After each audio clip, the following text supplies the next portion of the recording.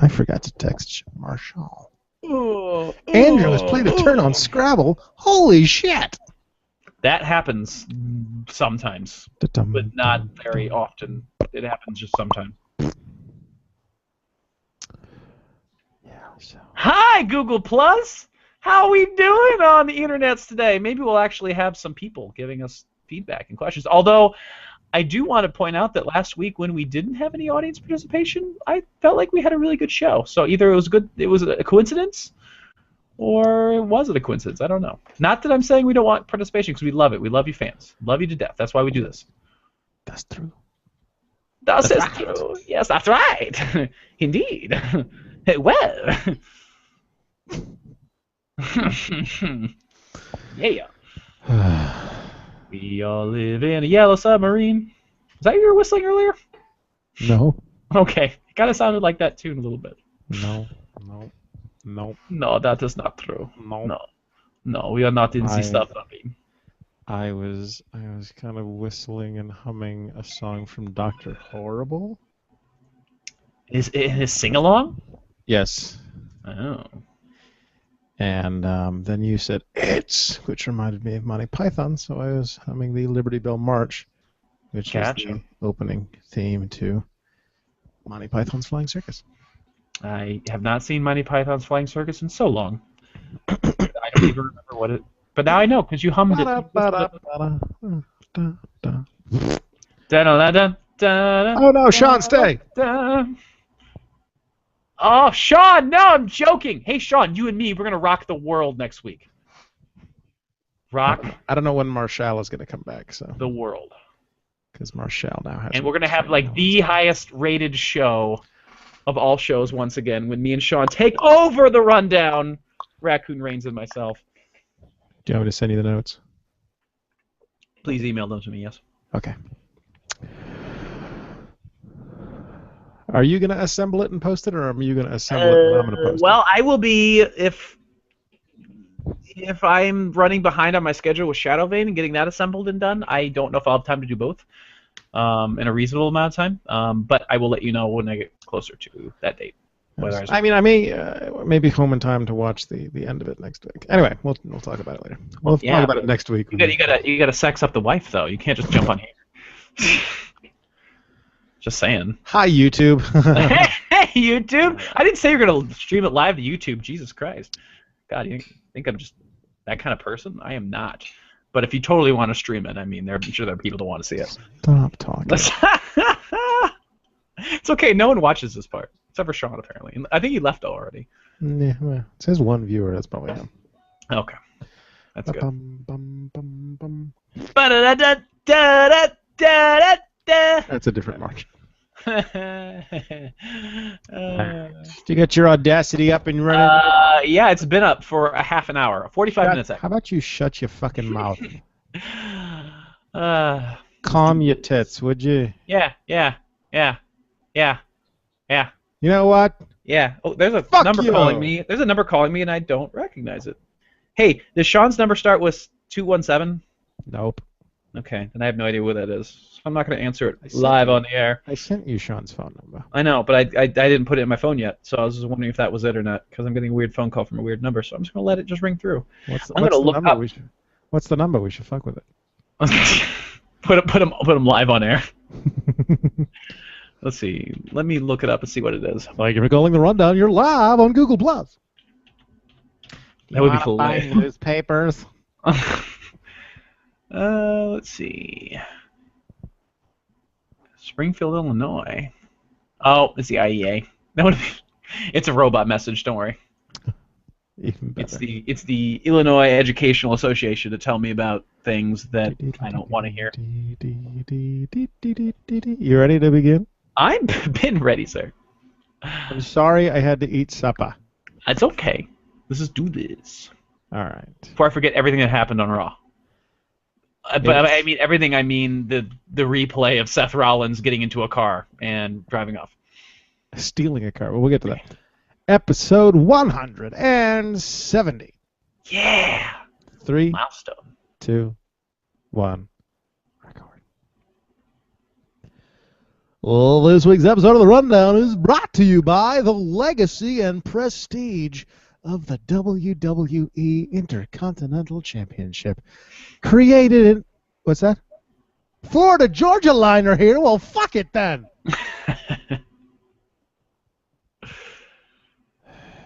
Oh, God. Why'd you remind me of that? I had already blocked that out of my head.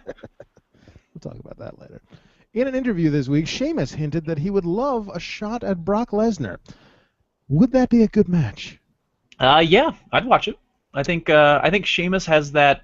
When you light a fire under Sheamus, one, you won't be able to tell because his hair is already red, and two, I think that he would be a really great opponent if they built it enough and pushed him back to that really strong Irish warrior, Celtic warrior sort of gimmick instead of just, hey fella, I'm going to be goofy. So that was the worst imitation I've ever heard. I didn't even try. I wasn't even trying to go for one. I realized that it kind of came off like a quarter-assed. Yeah. I think quarter-assed is already the front runner for the podcast. Yeah. I mean, like you said, if they get him back to almost to basically where he was when he first debuted, and he was just that kind of unstoppable beast, Celtic warrior, and not teaming with the Usos for no goddamn reason, goofy face asshole. And I think they could do some good things. So yeah, have him drop the title at the next pay-per-view to Rusev, obviously, and have him just go on a tirade, just get pissed off about it. Have him beat the shit out of Rusev after the match, and then just go on a tirade, or show something backstage after the fact. You know, like Brock goes to make fun of him, and then he attacks Brock. That'd be a perfect catalyst. Let's get to the rundown. Yeah.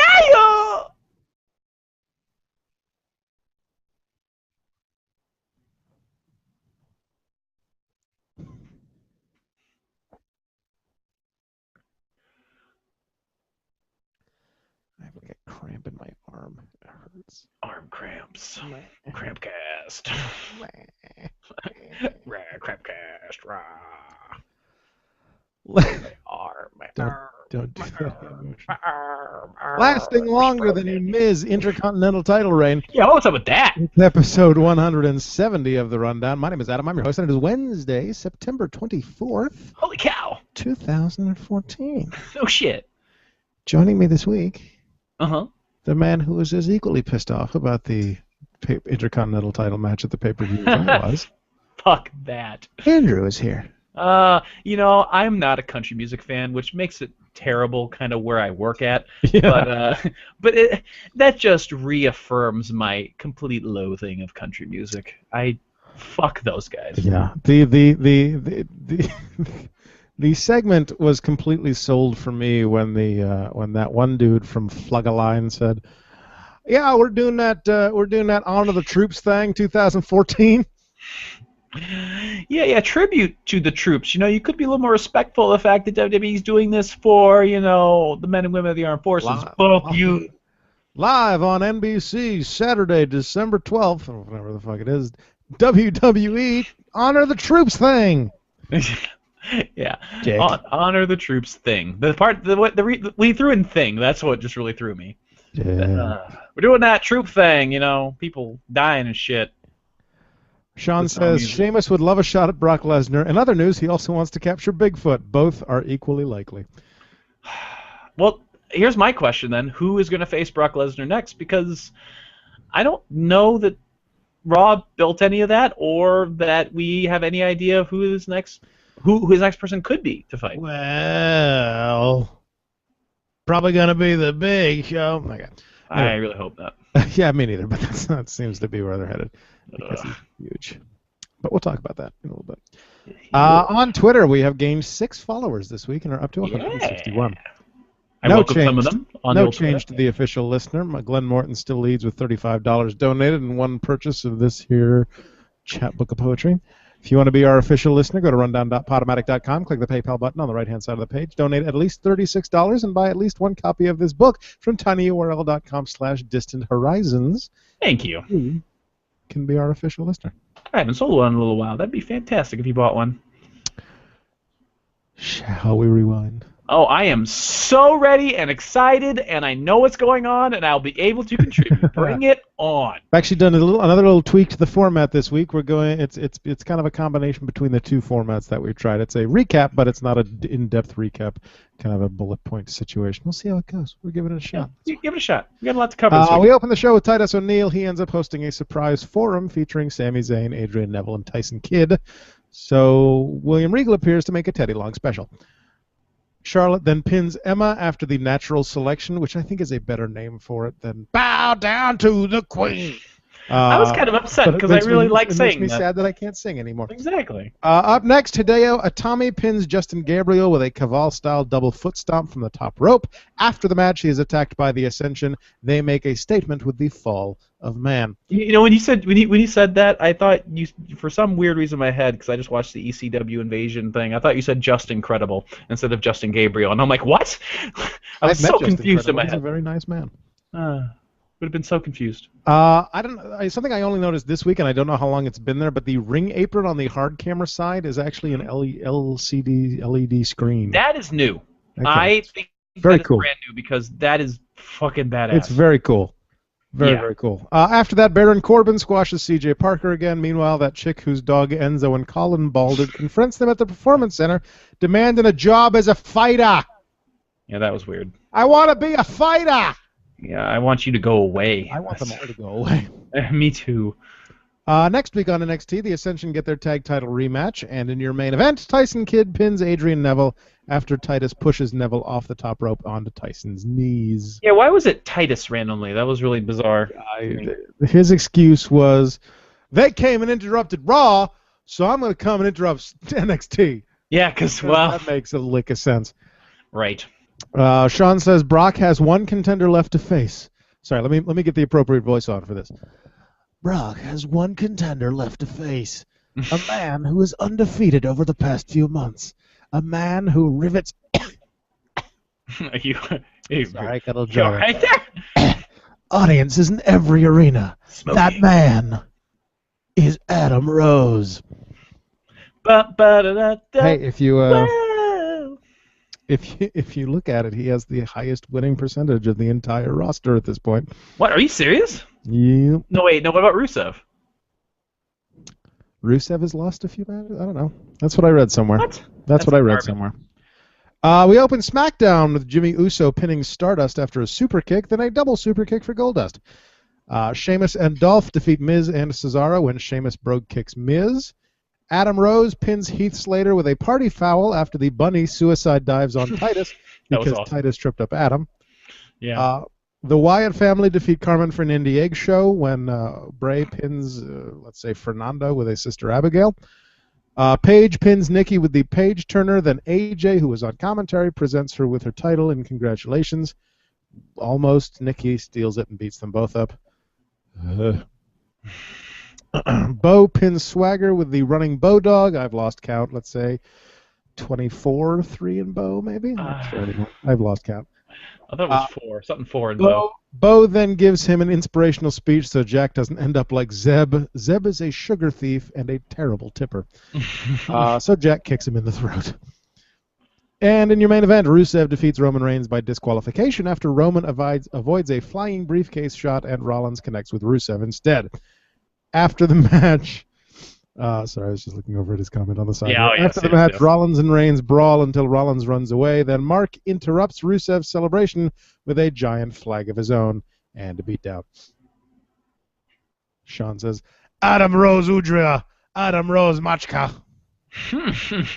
Dun dun dun dun dun dun dun. Anyway, that song got stuck in my head last week for far too long. Dun dun dun dun dun dun dun dun dun dun. Oh, sorry. I was trying to make it up, but it didn't really work out. That's their mashup theme. Yes. At Night of Champions, nothing important happened on the pre-show. No, it was really an uneventful pre-show. They didn't even have a match. Well, like, although it was weird, I don't know why they had the peep show. Peep show segment. That was a little odd. By the way, I love when they advertise the network on the network.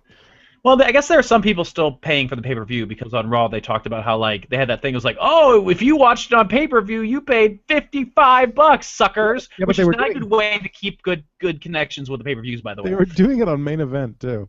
We're That's dumb. advertising the network on the network. Yeah, it's a little odd. We open from. Well, sorry, real quick before you start. To be fair National. though, on that, it is on Hulu. Main event still Yeah, is on that's true. Hulu. So Well, there you still. go. Anyway. Sorry. Any reactions to NXT or SmackDown? I just thought they were not too bad. I thought NXT was a pretty strong show. I thought that SmackDown surprisingly watchable for a go home. Yeah. I mean, I watched it without like being angry or anything, so that's good. Yeah. And it was a go home show, so there you go. Let's talk about the pay-per-view. I'm ready to talk about the pay-per-view. Let's do it. We open from Nashville with a very nice opening video and Daniel Bryan's old theme song, as per usual. Tag title match to start. We end up with new champions as Stardust rolls up Jimmy for 3. Very good match. Very good way to open the show. Yeah, great match. Those 4 guys always work well together, so I think that was a smart way to open the show. Yeah, I was a little surprised that they threw the titles on Goldust and Stardust, but I guess if anything, it's time. Well, you've been wrong like every pay-per-view when it comes to the tag titles. But I guess it was time. I mean, they had held the titles for long enough. The weird was it Raw or was it main event that the Usos had a interview segment and they looked like they were on like cocaine? That's every Uso interview segment. Okay, because they were like way out of it, completely bizarre. But anyway, yeah, I think it was probably about time. I wish it would have been someone else. I don't know, but we'll see. I like I said, I had wanted it to be the Wyatt family the 3 months ago, but you know what are you gonna do? Oh, we'll see what happens. Cosmic Key. They got the Cosmic Key. Sean says, if you paid $55 to see this shit, you're a fucking sucker. Thanks for squandering your money, dick noses. Donate that to charity or some shit. Donate it to us. Up next is your United States Championship match, Cesaro versus Sheamus. A big back-and-forth match, both men beating the hell out of each other. A brogue kick literally out of nowhere. Great Keeps match. the title for Sheamus. Another missed opportunity for Cesaro. How much lower can they send him? I don't know. I think, again, it has this way if you're going to get Rusev winning the title. So I'm okay with it. I'm okay with it. A guy doesn't necessarily need to have... a guy, if he's getting title shots, obviously they have faith in him. But I read something. I can't remember if it was 11 or 14. But the last 11 or last 14 title shots he's had, he's lost. But he's still getting given title shots. He's not. He's being booked to look kind of shitty or pathetic, even because I don't know. I make sure he gets the spot, but when the opportunity arises, he doesn't. He has consistently not been able to capitalize. So when that time does happen that he does capitalize, it'll be worth that much more, just like Dolph Ziggler. Or it'll be a fluke. I don't know. I disagree. I disagree with you on that one. I think that they just got to play it, a little bit slow, and then eventually he'll win. I mean, he's not being a body double for a guy of a completely different race. So there's that. We'll talk about the body double thing on main event because that was gorgeous. That was we'll get to that in a second. Interesting. On the side, Sean says, "Wait, Cosmic Key? I thought they were searching for Cosmickey." Cosmickey. I get it now. Cosmickey. I saw him at a Disney furry convention last week. Ugh. Thank you, Sean, for reminding us that furries exist. Do you think Adam Rose's bunny is technically a furry? And that was where the pay-per-view took a turn. Because it did. There was a bit of turn. We had these first 2 matches with such promise that maybe this was actually going to be an enjoyable, watchable show. It was good, and not make me mad. And then Adam, you should know it's wrestling. And then the rest of the show happened, except for the Divas match, which is something I never thought I'd say. We'll get to that. Yeah. Speaking of how much lower. Damian Sandow got punked out by Florida Georgia Line during the Intercontinental title match, and then The Miz wins while trying to pull Dolph's trunks off. But, okay, so they're not an active wrestler, but they're getting involved in hitting one of the wrestlers, but they don't get arrested. But later on, when an active wrestler punches an active wrestler, he gets arrested. Why is that wrong? Like, why is that happening? What is wrong about this? This doesn't make any sense to me. Buffalo Wild Wings. What? It's a Sean reference. Never mind. Sean once said, whenever you try to look for logic in professional wrestling, a buffalo gets its wings. Oh. So now every time anyone tries to look for logic in wrestling, we just say Buffalo Wild Wings. Gotcha. And there you have it. That's the explanation of the joke. Thanks. Jokes are always funnier when you explain them. Exactly. So Florida Georgia Line came out during that match to announce that they're doing Honor the Troops thing 2015. Fucking dicks. God damn it.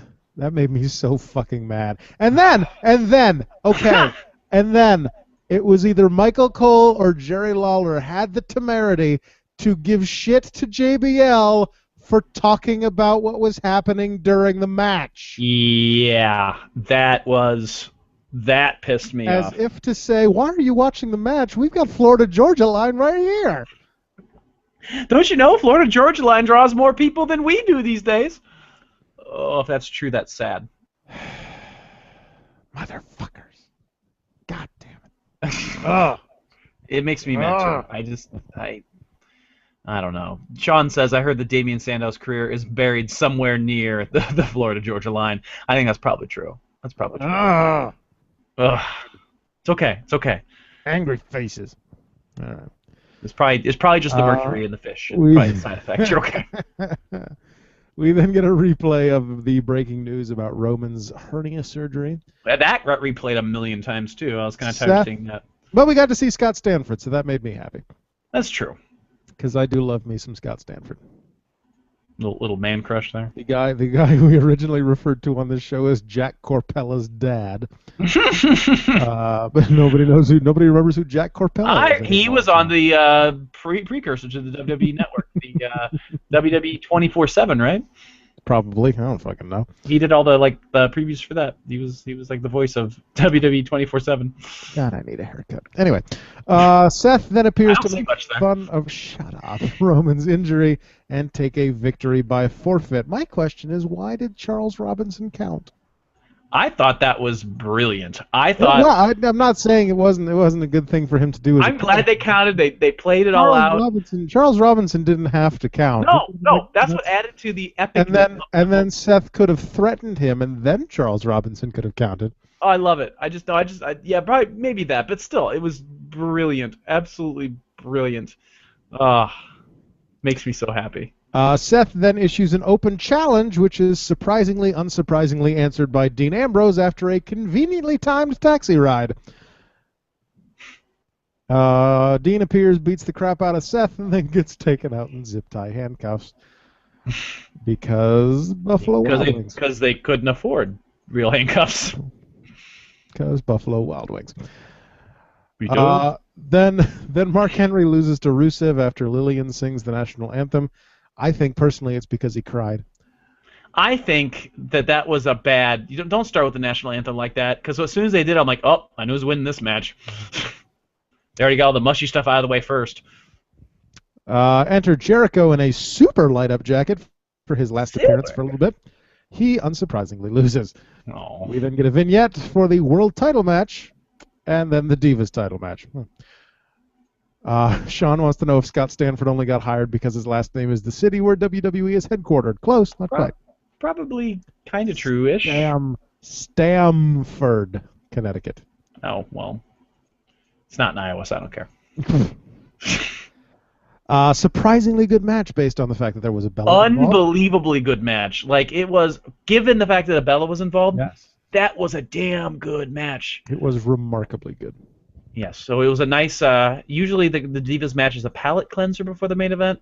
I would go as far to say that was a better match than the main event. Mm-hmm. Well, it certainly had an ending. But AJ taps out Paige to win the title back. More. Yeah, what the hell? I was not happy about that. Of my three, as I said on Twitter, of my three predictions. If of the three choices in that match, that was the bottom one on my list. I'm really shocked that AJ winning was my least expected outcome.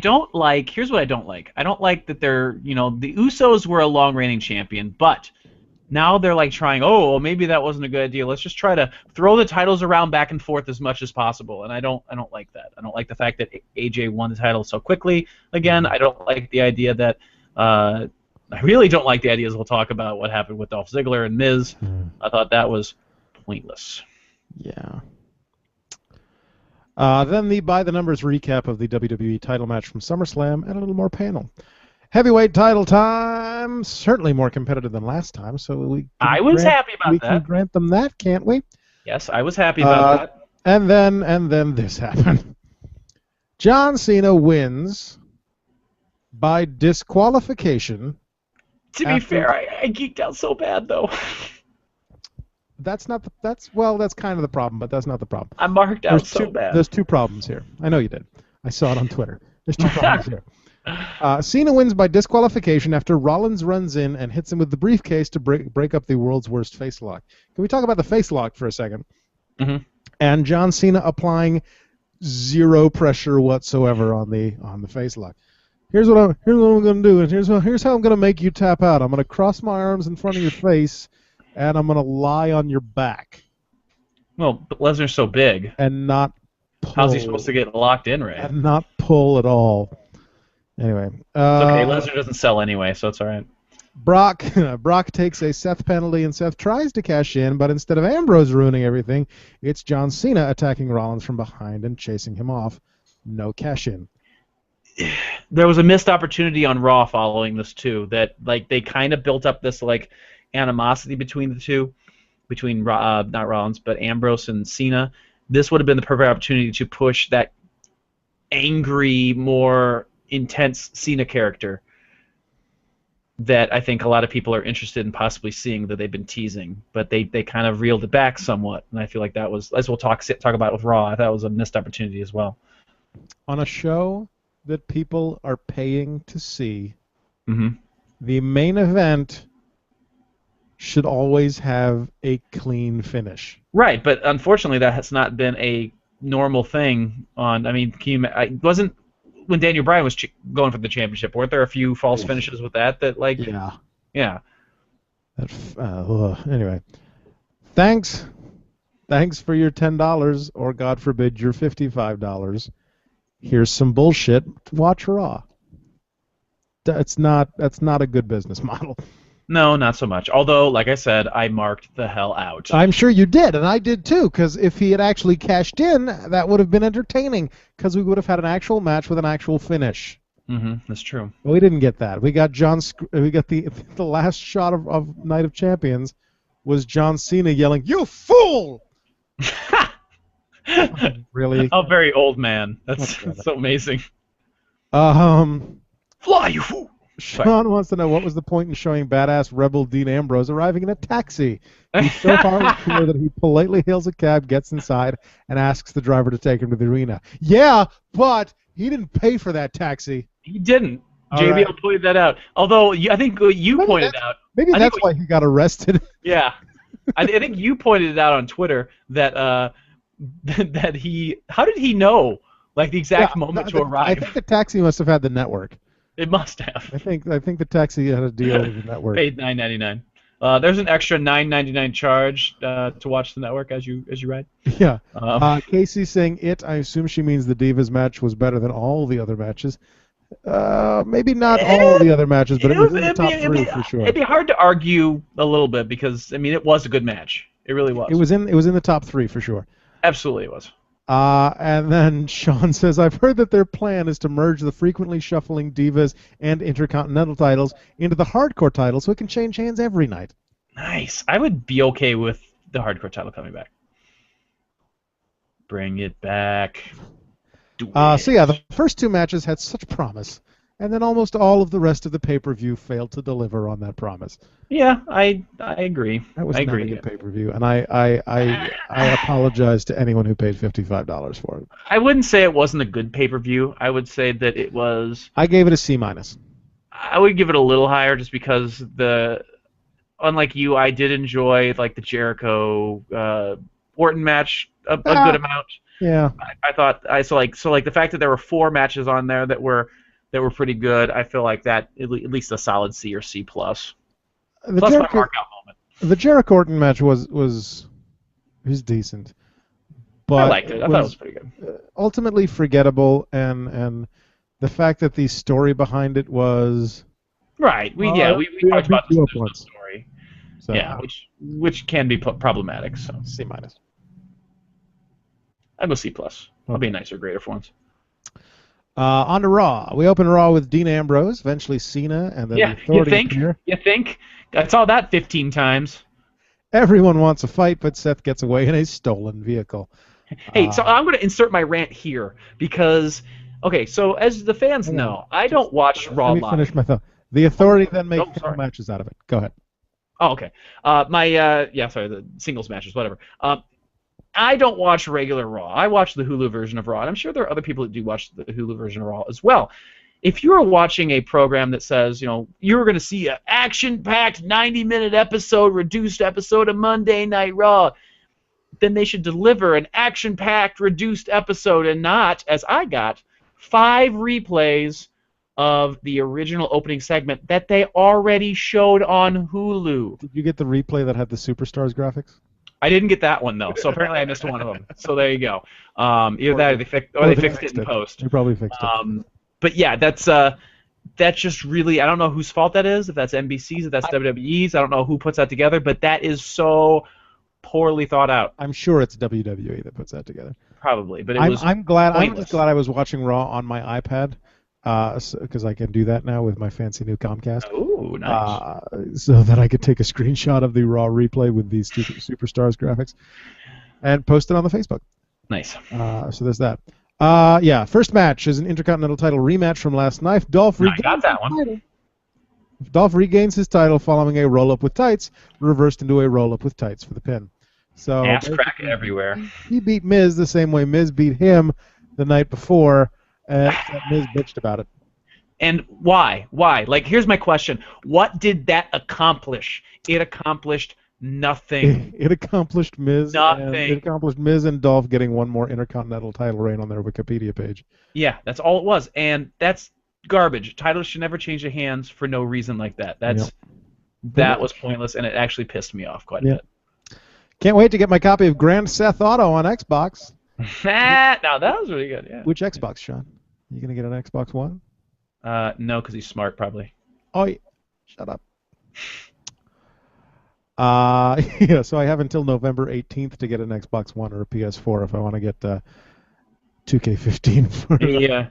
Our official listener, I do believe, is going to be possibly calling in. We'll talk about that because I have information about the game, so we'll get to that. Next, is it the fact that it looks really horrible and slow and not actually like wrestling? That like they move like half the speed of an actual wrestling match? Is that it? Is that it? Or is it the fact that they don't really look all that real in next gen? Is that it? Is that it too? Is that what you're gonna say? No? Okay. Well, I just read your mind. I apologize. Good. Anyway, continue on. Next, we get Dallas versus Swagger 2, or 3, or 6. I don't fucking know. Different result tonight as Swagger taps Bo out with the Patriot Lock. Then Zeb makes fun of him. Zeb, did you get that match on your Hulu? I actually... No, wait. Was that the... Did they fight on main event too or no? So you no, I did get that one. I didn't get it because I got a recap on main event of that match. You didn't get to hear Zeb. No, I got him like talking and call. What did he say about him? He said. He said, Bo, I believe that you just tapped out. Yeah, they replayed that on main event. That's the only reason I saw that. That was pretty funny. It was pretty good. What did the Dolph Ziz feud, thank you, Miz, Dolph Miz feud accomplish? I'll tell you what, we got to see Ziggler's taint, and that's his moneymaker. Thank you, Sean. There was quite a bit of ass going on. Putting the silver lining on every taint. I love the word taint. Now it's time for this week's match, brought to you by Twaddle D-Bags. Natalya taps out Summer. I'm so glad that didn't get that match. I'm so glad that Total Divas airs live, so that these matches that end up on Raw are, timely as to when that shit was actually filmed. Here's a question. the pay-per-view, I was following Twitter, obviously, because I was posting on there and such. There were a few souls posting about Total Divas, because apparently they were stupid enough to air Total Divas on the same time slot as the pay-per-view. They've always done that. Total That Divas airs seems, at 10 o'clock on Sunday, and it airs whether there's a pay-per-view or not. you mean 10/9 Central on E, Sunday nights? Season 5 or something? Shut the fuck up. Sean, we should do a recap of Total Divas. Oh my God. I don't know why you're talking to Sean. He's not hosting next week. Well, he could talk to his people, and by his people I mean the raccoon that lives in his backyard in the garbage can. There you go. I wonder if that was him last night. There was a giant ass raccoon that tried to kill my dog last night. I was going to say something. I can't remember what it was. Oh yeah, let's talk. Sorry, I keep getting sidetracked here. I'm not doing very good. Going back to what is in the cup? Is it? It is water. It is Sure just it is. water and a smiley face cup. Vodka. I hate vodka. So I was watching something that some episode of Raw or whatever it was that had some fucking episode. I don't know. Some bullshit. That had your weekly Total Divas, promo. Yeah. And it's like it shows a clip of Brie Bella saying, "We didn't have a plan for life without the WWE." And then it's supposedly focuses on when Brie slapped Stephanie at Payback and quit. Mm-hmm. She's back now. Well, yeah, because they're behind on everything. Ugh. So, are the sisters going to still like each other? Because that's going to be confusing for people watching WWE because they hate each other. They're still like best friends. Ugh. Doesn't that ruin your brand? Ugh. Well, I mean the Bellas ruin your brand, but I mean Ugh. they would also ruin your brand, like your cereal, if they were like swimming in there. I'm wondering how long I can go ugh while you just talk about the I'm just gonna keep talking because I wanted to keep you ughing. Ugh. You sound like Scotty Goldman. Ugh. Casey says I'm watching the show. Okay. Why do I know? Raccoon Reigns and I are completely up to date with Total Divas. Yeah. I am not shocked by this. Sean says, before her match, Summer Rae uttered the phrase, "Summer is over," but we all know that statement's incorrect. The other one disappeared. I don't know what happened to it. There's one there saying... If you go to answered questions, it'll be there. But I didn't click it. I don't know. That's weird. Where'd it go? Anyway, Raccoon Reigns. I realize I misspelled. Yeah. I realize I misspelled a word in that last comment. I meant to write the Dolph Jizz feud. My apologies. And then there's one in spam that I've never actually checked the spam. There's spam? There's a spam one? Somehow one of Sean's comments went to spam. It says, I thought the finish was the best one I've seen since Battleground 2013, when Big Show ended the broadcast by fisting everyone. Well, that's because he's talking about fisting. Oh, there it is. This obviously can't be true. My apologies. All right. Top of the 9 o'clock hour, we've got Kane versus Dean Ambrose. Dean wins by disqualification when Rollins runs in to attack him. Dean eventually takes a chokeslam from Kane. Backstage, Hunter starts telling Seth that he needs to get his shit taken care of. That is interrupted by Dean attacking them again, so they lock Dean in a utility closet. Oh my God. Main event. So funny. Yeah, we'll get to that. Up next, a six-man tag as Sheamus Usos take on Cesar Dust once again. Jay pins Goldust after a splash. Mark Henry comes out to apologize, then loses to Rusev again. Adam Rose and the Bunny defeat Slater Gator when Rose hits Slater with a party foul. Yeesh. Yeah. Nikki then decides to feud with Brie over the name Bella. Kill yourselves. Well, that's nice. They actually cut that out of... No, they didn't. Nope, they put that there. I just fast-forwarded it. I forgot. Sean's point was he's very entertained by the fact that they're feuding over a name that's not actually their surname. Right. I was going to say that they skipped over it, but I think I actually skipped over it myself. Because I was like, oh, Bella's time to fast-forward. AJ taps Nikki out with the Black Widow, despite the fact that Nikki had to walk away from the ropes for her to do it, yet couldn't walk back to the ropes to break it up. I saw that match. In your main event, Cena defeats Orton. Have those guys ever fought before? I don't think those guys have ever fought before. What's the win-loss record? I'm curious, how many Cena's won? Who cares? When Seth and Kane finally decide to get involved, Dean Ambrose pops out of what we were supposed to believe was more cinder blocks and beats up Seth. Okay, so here's my question. Whoever set that table there with the cinder blocks, Like, okay, so if they didn't set the like the cinder blocks there, wouldn't Yeah. they question the fact of why that table's there? Wouldn't they be like, "That's odd. I didn't bring cinder blocks this time."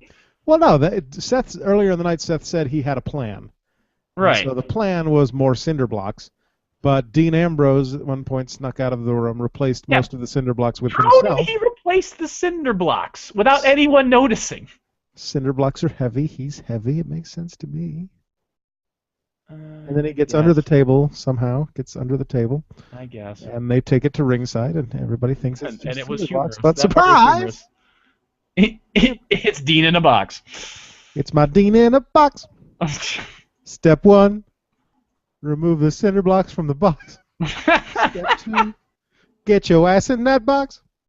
Step 3, put the top back on the box. Okay. Yeah, thank you.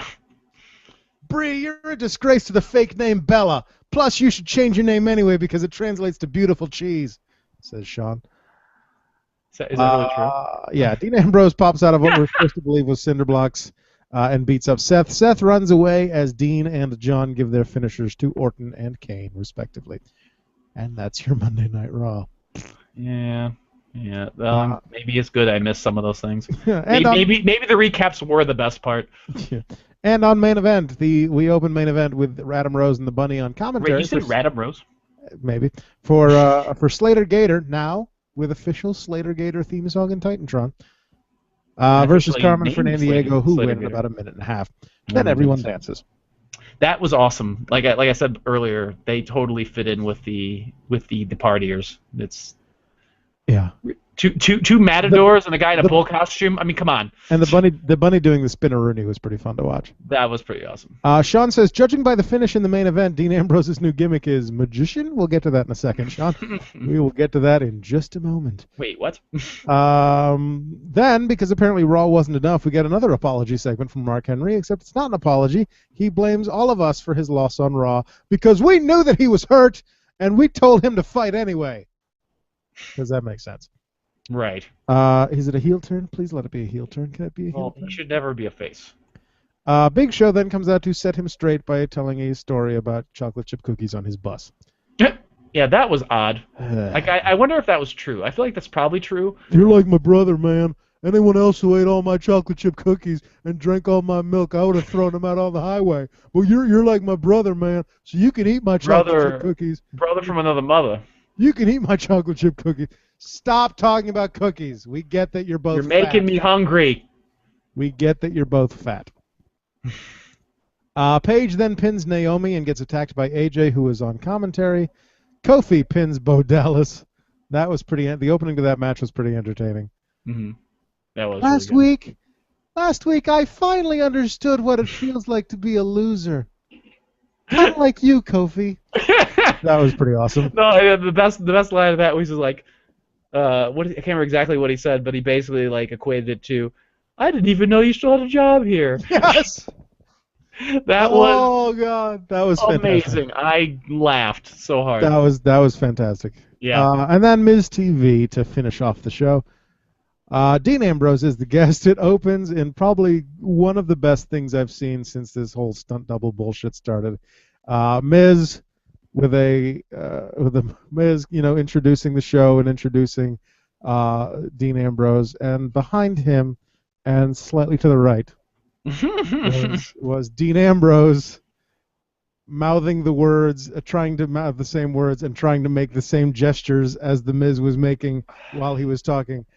That was hysterical. See, I'm of a different mindset when it comes to this gimmick. I don't find it as funny, personally. I think that if they were more in sync, it would be cool. Like, I think, like, it could be... one of them, so you're saying you want one of them to be Lance Bass and one of them to be Justin Timberlake? Stop that. I hate you so much. Apparently, according to my corrections department back here, I said Dean Ambrose and I meant Damian Sandow, of course. Thank you. Sandow. You can eat my chocolate chip cookies. Is that a euphemism? I wouldn't let any other man eat my chocolate chip cookies, but you ate them all night and came back for seconds until the crumbs were all over your face. Thank you. That's Sean, a little awkward. for that disgusting imagery. Ugh, especially knowing who's involved. But yeah, I love the Damien Sandow thing on I'm not. I main mean, I don't event know. the Biz I'm TV. not I thought as that was keen. hysterical. I'm not as keen. But God damn it. to each their own. That's another thing that we did. You know what? Fuck you. And fuck you too. All right. All right. It eventually breaks down to Miz complaining about losing his title, so Dean beats them up. Nice. I loved how. Did you mention? I didn't know if I don't know if I caught that. Did you mention what he said about the door? Oh no. Okay, thank you. Okay, I didn't think you did. I just wanted to make sure. Down. Okay, so Dean or Miz or somebody mentions the question that's on everybody's mind is how did Dean Ambrose escape from that locked room that was surrounded by security? And Dean Ambrose's answer was basically, the authority were stupid enough to lock me in a room that had 2 doors, the back door. He's like, I'm not a magician. Oh, how did you expect me to get out of there? I laughed so hard at that.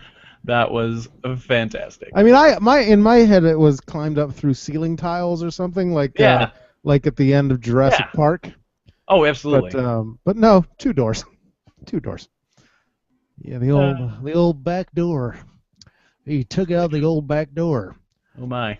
And so that's your main event. That was a good main event. Also, it was... Dean doing the outro for Miz TV was kind of funny too. Yeah. Yeah, it was a good main event. Like, I'm glad I actually sat and watched main event for once. Yeah. Like, it was really good. All right. Do you know what time it is? You're messing with your phone, so it's time for the dun-dun-dun-dun-dun to interrupt our viewer mail. I hate you. But you'll love it. I put do not disturb on. I thought do not disturb meant do not fucking disturb. Yeah, but apparently sports are best ever. Yeah. Woo! Trump's podcast. Yeah. Monday Night Football. Let me try. Ready to play some football? I put the thing on silent. Maybe are you ready to play some football? Stop Do talking. this. Stop talking. Yeah. This one I apologize in advance for. Oh, no. It's not that kid, is it again? No? This is John Laurinaitis. I am the Vice President of Talent Relations with the WWE. And I've got a problem with a guy named Adam and a guy named Andy. Who the hell are you to tell me who I should and shouldn't fire? This has nothing to do with Evan Bourne or Drew McIntyre. It was a budget thing. It wasn't personal.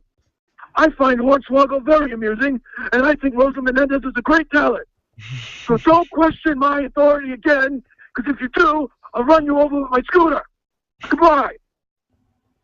I don't know. It's weird how he only has one accent. Really. I don't know if him saying Rosa Menendez was part of the gimmick or if he honestly screwed that up. Either way, it's funny.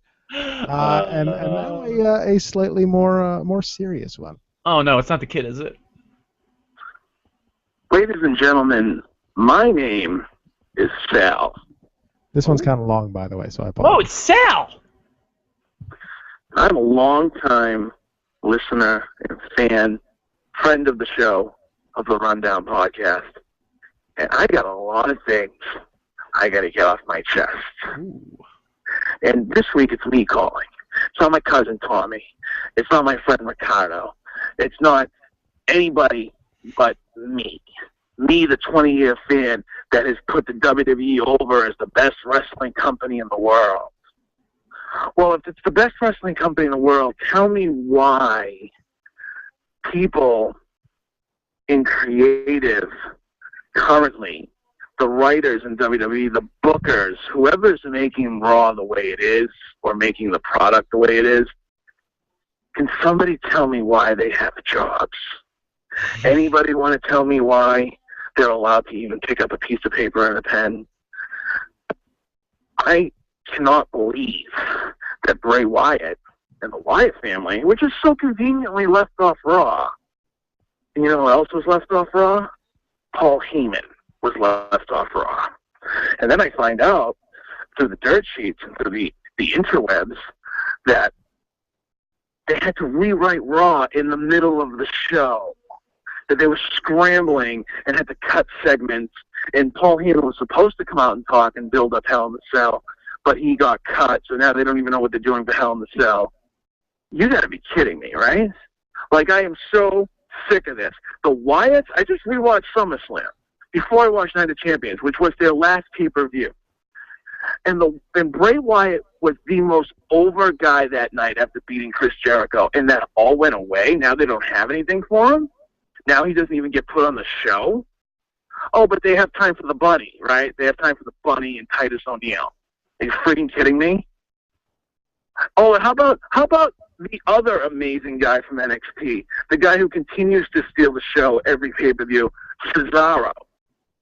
I won't say Antonio Cesaro. I know they don't like to call him that anymore. But he puts on this amazing match with Sheamus, and I come to find out that fans had signs taken away from them at Night of Champions that were pro Cesaro signs because it doesn't fit what the WWE is trying to do with him.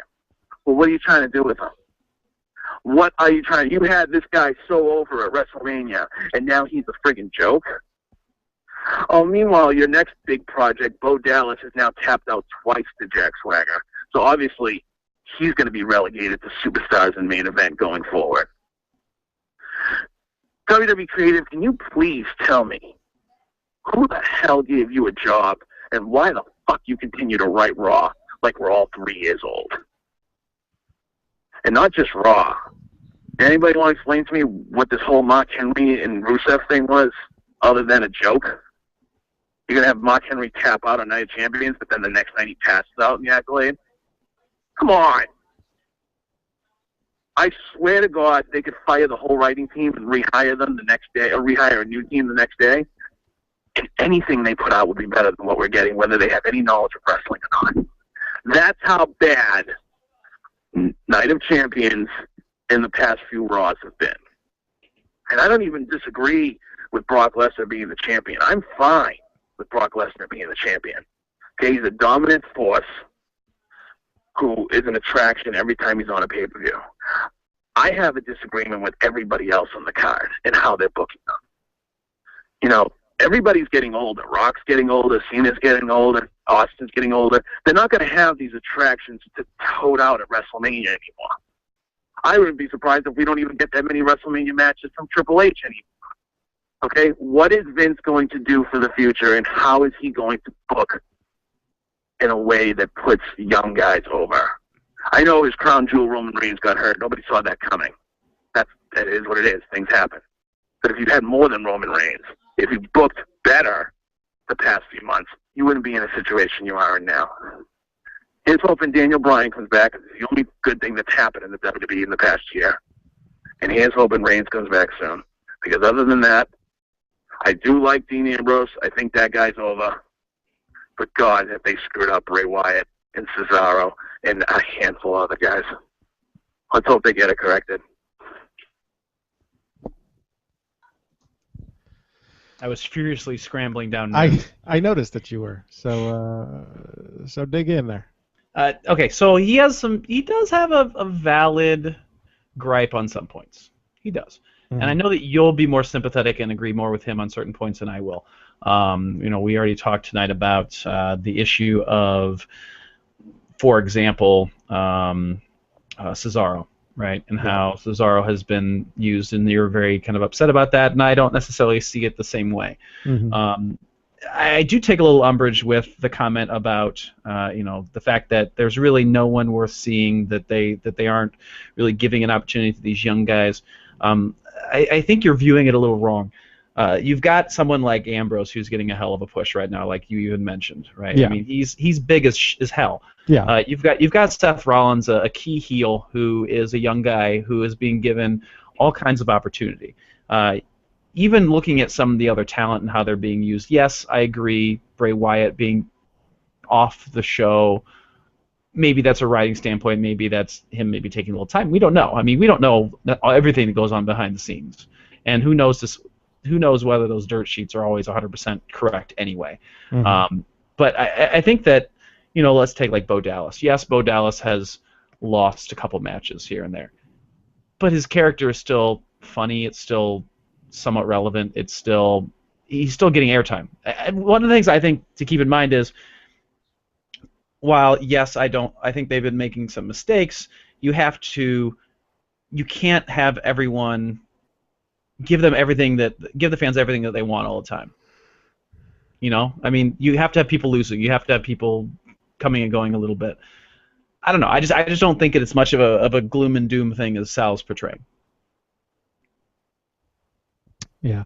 I think there's some valid points, but I think there are also some I don't want to say overwrought, but I think that some things maybe taken a little too personally.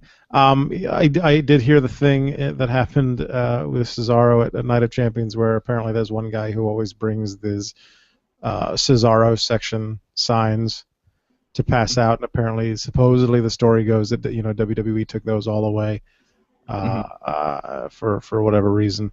I can't say. I complained about the Bray Wyatt thing the night after SummerSlam, when you had Bray come off this huge win at SummerSlam against Jericho, or no, yeah, it was Jericho, yeah, sorry, and then the next night on Raw he gets on Raw, the three of them get demolished by one guy. Right. And then he won he won that cage match, but instead of that, the blow off to that being on the pay-per-view, when we could have actually had an ongoing story for Chris Jericho going into the pay-per-view and having a cage match at Night of Champions, we got the blow off on Raw, which led to the horseshit with Randy Orton that we talked about last week. Right, no, definitely. I mean, there is a bit of a scramble given certain factors. Obviously, they've had problems writing since Daniel Bryan left with the injury. Yeah, we got Roman Reigns, like you talked about. And now Roman Reigns being injured. You've got other people that were originally written in for certain things, like, let's say, Batista, who now is not coming back, it seems. It seems like he's probably done and happy, and probably better for him not to be coming back, honestly, the way that they handled it. But I think that there's a lot of questioning, and I think there's a lot of variables that have left the writing team in a bit of a struggle. But I don't know if they've, like Sal said, I don't think they've handled it to the best that they could. But at the same time, I think that as long as these people that he's worried about are still getting airtime, still over with the fans, that's what matters most, that they're over with the fans. And I think that even if the Wyatts are off for a little while, and maybe they're off just to. Maybe they are just off to relax for a while. I mean, it's a hard schedule to break your neck doing this stuff. They'll come back just as strong as they were. I mean, it's one of those things where we'll have to see what happens next week. Right. If they're off for multiple weeks in a row, then maybe there's an issue. But right. I mean, we don't know. At the same time, I agree. It sounds from what I didn't see much of the show because Hulu chopped it up weird, but it sounds like there were some issues this week. I'm not sure why they would have to go back and rewrite and scramble and do all that, but they just need to get their stuff together, I guess, and lead into hopefully a strong pay-per-view to follow. Oh God. What? Are you having issues over there? Yeah. Let's see where GarageBand decided to stop it. Let's see where GarageBand decided to stop recording. Oh no! I know you froze there for a little bit. You'll have to go back and edit my part then.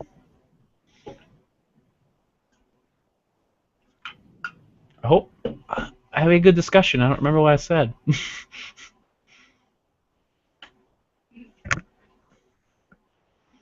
Hey fans, while we wait for Adam to figure this out, as he glitches here, he's glitching slowly. He's glitching me slowly with his shitty iMac. It's gonna be fun trying to put this together with the mine cutting out in the middle of our conversation about the phone call. Oh, fantastic! Should we start over that conversation? I don't even remember what we were talking about. So start over from the end of the phone. Which part of the conversation did it cut out? Wait, what? I had just mentioned Roman Reigns, and then it went no. Okay. Well, talking about Roman Reigns. Hang on, remind me here. Talking about Roman Reigns and his injury. Yeah. Okay. Well, I could try to pick up from that, I guess. It may not be the smoothest transition. Those of you watching live, aka Sean, you get to see the behind the scenes work. Watching live on the Google Pluses. On the G Plus? What? This is why you need to send Adam money, apparently. Not that he can afford a computer right now. He's going to buy lots of, like diapers and baby food and stuff. Yeah.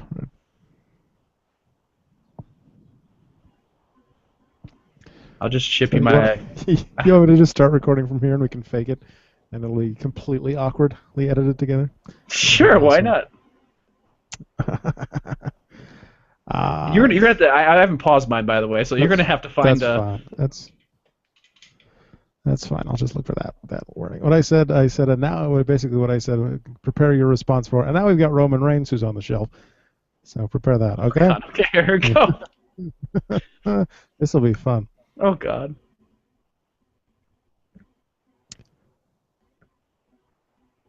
And now we got Roman Reigns who's on the shelf, who and they're scrambling to kind of recover from that. So I mean, I think it all kind of works out on what happens over the next few weeks and what who's on TV and who's not, and how they kind of recover from these. Because it happened, real quick. We had Daniel Bryan exploded and then got hurt. Mm-hmm. Roman Reigns exploded and then got hurt. I'm starting to wonder if there's a curse. Yeah, it's kind of like that presidential curse, like every 20 years or whatever. That Native American curse, or like the curse of the Cubs, not winning the World Series, or getting to the World Series, or winning a baseball game for that matter. That's 2 weeks. That's 2 weeks in a row we've talked about the Cubs on this show. I know. That's because they're the Cubs. Yeah, but it's to kind of loop back around to time travel here a little bit. So the idea of them not pushing the talent, I don't agree. I disagree with Sal. I think that they are getting exposure, like we said, or maybe didn't say. Like given time, some of these people will get pushed back to TV, and if they're over, they're over. But at the same time, there is a story to tell, and WWE's going to have to make some decisions on how they want those stories told, and the writers are going to have to do some work to, make sure everything is nice and put together. Hopefully, they'll get their act together before the next pay-per-view. Yeah. Good luck with that. Should we cut this conversation now and not try to remember what we talked about before? Behind the scenes. Guess what, folks? My computer took a shit in the middle of a sentence. It smells. I can smell from here, and I'm from Iowa. Or maybe that's the corn outside. Maybe. Is that the corn? Corn? Is that you? Let's go. Sean says Ambrose's backup plan was hiding inside of a giant wedding cake in order to escape. Nice. In fairness, those Cesaro signs were taken away because they said if you're a Swiss guy in a bathroom, European. That's awesome. And Sal says Sean says this Sal character is hilarious. Great gimmick. But yeah, I think it is kind of comedic that all of Sal's characters sound exactly the same. Even Sal sounds like Sal's characters. Even when they're John Laurinaitis. Yo, this is John Laurinaitis. Yo, hey yo. Hey yo. This is Johnny Laurinaitis. And I am all for people power. I read your comments, Kako. Shut up, Sean. We did. Fuck off. We love you, Sal. Don't stop calling in. We love you a lot. I mean, you bring up a lot of points. Did you really just say we love you long time? No, I didn't actually. Okay. No, we love your calls because it offers. You've got an opinion and we do, and we'll hash it out. All good.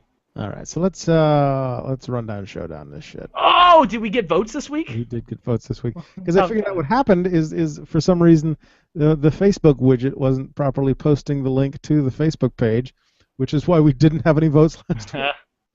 Well, I forgot to mention that I live tweeted the 2008 or something. It was fantastic. The 2008 Night of Champions, and then Bob Holly, who I mentioned in a tweet, favorited it. So and I followed him, and he followed. I think did he follow us back? I can't remember. Did he? That's awesome. Well, one of the headbangers followed us recently. Thrasher followed us.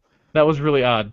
Because when I hit follow Bob Holly, it suggested all these other people to follow. So I was just I know, because I was in the middle of tweeting that, rapidly and following all the wrestlers. I refreshed at some point, and we went from like 300 to 400 and some, and I'm like, how the hell did that just happen? I didn't add anyone. And we definitely didn't go over 100 followers in a minute.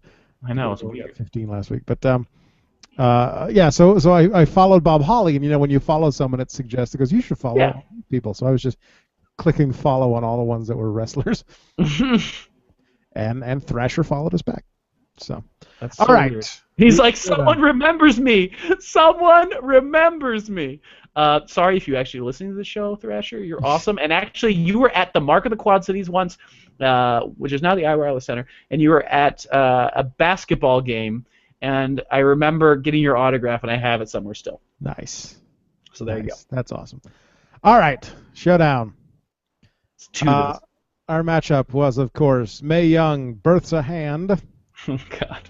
against John Cena versus Michael Cole. That is the worst segment ever. Here are the comments. This was tough. Mae Young wins by a hand. That's got to be Sean. This one says, I voted 3 times in this poll alone. That's got to be Bill. Why? I just wanted to vote. I didn't expect the Spanish Inquisition. Nobody expects the Spanish Inquisition. Our chief weapon is surprise. Surprise and fear. Fear and surprise are anyway, that could go on far too long. To have Cole win even like this would just be awful. Again, I don't think you get the point of the tournament. Because I dated Mae Young, the hand is my love child. In fact, I dug her up for some necrogeriatric love. Ew. That's gross. One has no business being in the ring. The other is an announcer. Because it's Michael Cole. Any thought of sex with Mae Young is scary. The hand was gross. My barbecue sauce covered announcer isn't as bad. Barbecue. Michael Cole is awful in everything and forgettable. We're still laughing about the hand and all the events that led to it. Crash, gross, stupid, but fucking entertaining. Absolutely, I agree. And do I really have to explain why the hand was so ridiculous? I mean, it was birthed from an ancient artifact. Mud out! Thank you, Mud. We miss you. Mud. So. By a margin. All right, fine. I think it was 3 votes. 3 votes. 64 to 36. Your winner. No. 3 votes was last week. It was 2 votes last week. Sorry. And it was tied 1-1. So by 3 votes, 64 to 36. The winner, moving on to the second round. John Cena versus Michael Cole. Damn right. Moves on to the second round of the tournament. I am 2 for 2 on this one. Up next. Oh, I want to know. You were teasing and saying it was really good. Yeah. Al Wilson's funeral. Wait, who's Al Wilson? Oh, you don't remember? Oh, Jesus. Al Wilson. So it was a SmackDown storyline in probably the early 2000s, which involved Tori Wilson and Don Marie. Was this the old guy? Yes. Oh, my God, I remember that storyline. That was so bad. Al Wilson was Tori's father. That was terrible. Don Marie seduced Al because Don Marie wanted to get into Tori Wilson's pants and decided that seducing her father was the best way to do it, I guess. Married Al Wilson. Yeah. And on their wedding night, which was covered on SmackDown, oh, God, fucked him to death. I forgot all about that chick. They then had a funeral, which ended in a brawl between Tori and Don Marie. I was like between Al Wilson, because that would be. And eventually, somehow, this all led to the climax, pun intended, of this feud. Very I see what you did there. Word feud. Of Don Marie somehow convincing Tori Wilson to go to her hotel room and have lesbian sex.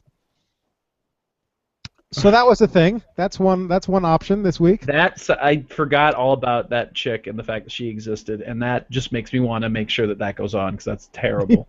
The other option this week is both of the times that Vince died on Monday Night Raw. Well, one of the times led to an unfortunate situation. Didn't really lead to, but it just happened to correspond with an unfortunate situation with, Yeah. double homicide, Voldemort. suicide. Lord Voldemort. Yeah, when he So yeah, there was the first time Vince when he died. Benoit his family. The first time Vince died on Raw when his limo blew up, which was supposed to apparently lead to them eventually finding out who it was that had tried to kill him, and he actually faked his death just because for some goddamn reason that somehow they would have tried to make sense, but probably would not have made any sense whatsoever.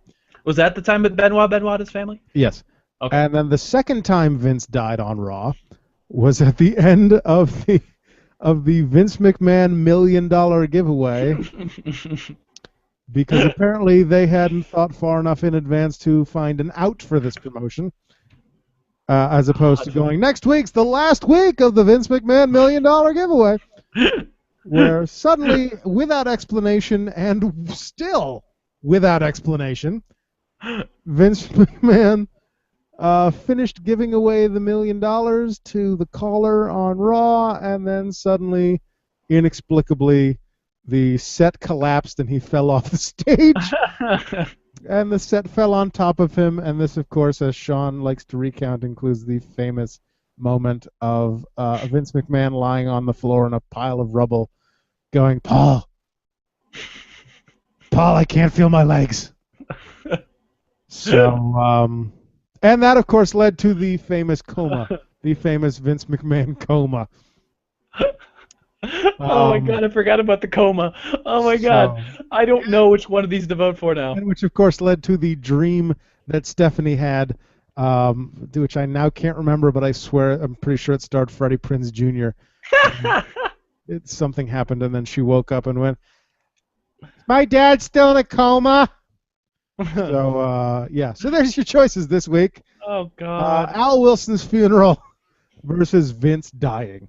Go to our Facebook page, click on the link, vote in the poll. One of those two is going to move on to the next round. I think I'm going to have to go with Wilson, because that was just really, really bad. And at least the McMahon one I laughed at. They're both so deserving, I think. But I at least laughed at the McMahon one. Well, until Benoit himself. Yeah. Sean says Mae Young's hand losing to John Cena is truly a miscarriage of justice. Mainly because she would have named her child Justice.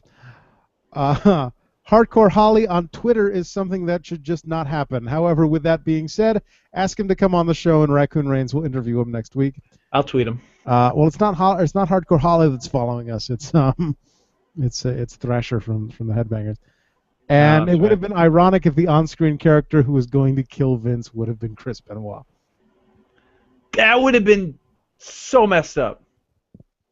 They would never have revealed that if that were the truth. They never revealed it anyway, so maybe it is the truth. Oh. Conspiracy news this week. Thank you. Sorry. Taking my lines and everything. Sorry, WWE. it's getting late over here. Oh crap! That's right. Sean has corrected me.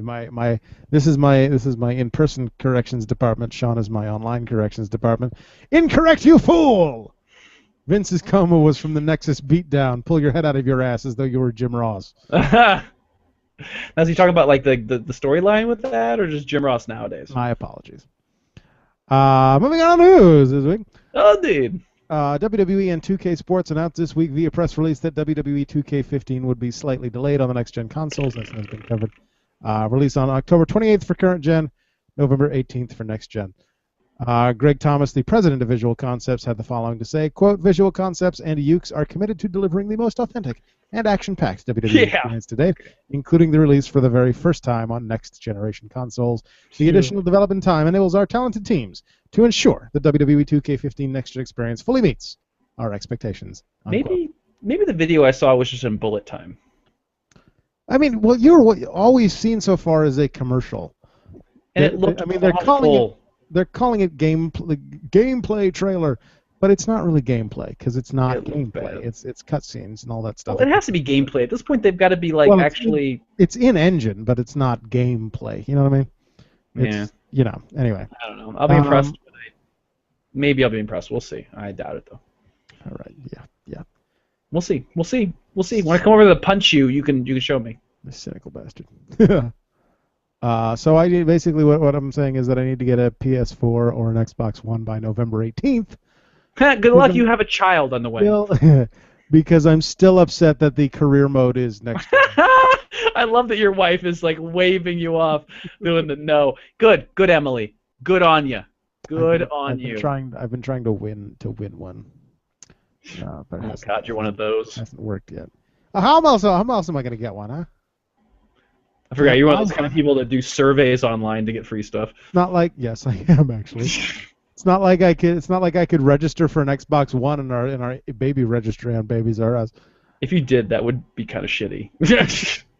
Yes, but if somebody bought one, the baby really needs next gen graphics. Look, the baby not had a baby until you have a baby with next gen graphics. Look, the baby really needs Forza Horizon 3. Okay. That was your selling point. The engine noises are very calming for the baby. You went with that game. My wife is making jack-off motions in the background for those of you listening at home. That means Adam is getting some tonight. I think that's what that means, right? Yeah. Next. Wash. As you may recall, Santino Marella announced a couple months back that he was retiring due to a neck injury. However, he appears to have changed his mind, as he has posted to Facebook that he's aiming for an in-ring return following successful surgery. Quote, that's shitty. He gave a whole speech. Surgery went well. There were some unexpected broken bones in my neck, apparently, but everything is looking good now. Let the legendary comeback begin. 6 months till I get to do what I was born to do again, perform in front of the WWE Universe. Huh. But he made a big deal about it. Yeah, well, he didn't know he had broken bones in his neck. So now he's back from outer space. Something. Look upon your face. I don't actually know how that's. If you say so. For the record, Raccoon Reigns will also gladly interview Thrasher, since he's the headbanger who didn't become Beaver Cleavage or beat his girlfriend. It's a very good point. Fair enough. Beaver Cleavage. Oh my God. Why isn't that on our worst list of things ever? That's a good question. Because I'd forgotten about it until he just mentioned it just now. Oh God, that was horrible. Thanks, Sean. Should have mentioned that 2 weeks ago when I was putting together the brackets. Or 3 weeks, however fucking long ago it was now. 4 weeks ago. Anyway. Next!